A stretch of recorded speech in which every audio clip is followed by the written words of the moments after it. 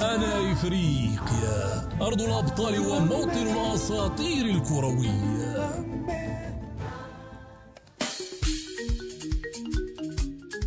ولولا يقظة حراسي ما كنت لأكون قارة آمنة ومحمية، ولولا حيرة الجماهير وفضول وسائل الإعلام العالمية ما كنا لنتساءل أيهما الأفضل، هل لينكولن وميزاكي في تاريخ الحراسة الإفريقية؟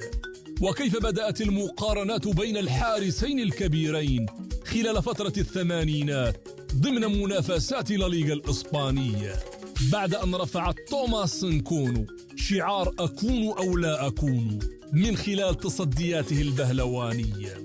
ولولا عبارة اطمئنوا يا رفاقي ما كان ليبعث الزاكي بتلك الرسائل التحفيزية وهو يحاكي الخطوط الدفاعية، حتى أصبحت المواجهات بين إسبانيول ومايوركا عنوانا للصراع والندية. فأبدع كل على طريقته وهو يقود منتخب بلاده في أكبر التظاهرات القارية والعالمية، مع امتياز لينكولن على مستوى الألقاب والمشاركات المونديالية، وأفضلية للزاكي بعد أن تخصص في تصدير المتعة البصرية، علاوة على ما كان يتمتع به هذا الأخير من قاعدة جماهيرية. ولولا الصراع والندية ما كان ليخطف كل من نكون والزاكي الأضواء من أسماء معروفة وتمتلك شعبية، بعد أن توج توماس مرتين بجائزة الكرة الذهبية، فيما فاز بواحدة الأسطورة المغربية.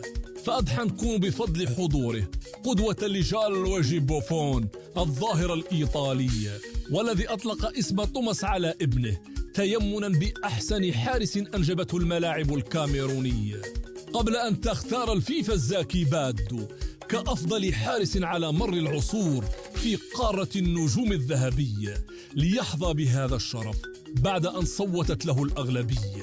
وتبقى الخلاصة والنتيجة النهائية أن نكون والزاكي وجهان لعملة التوهج في تاريخ الحراسة الإفريقية.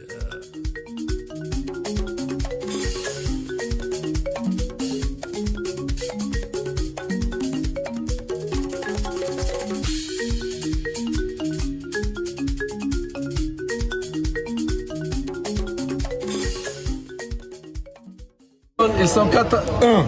Oh là là là deux là gardiens là. de but de l'histoire du football africain qui ont le ballon d'or. Ah là là là là. Aujourd'hui, je suis comblé.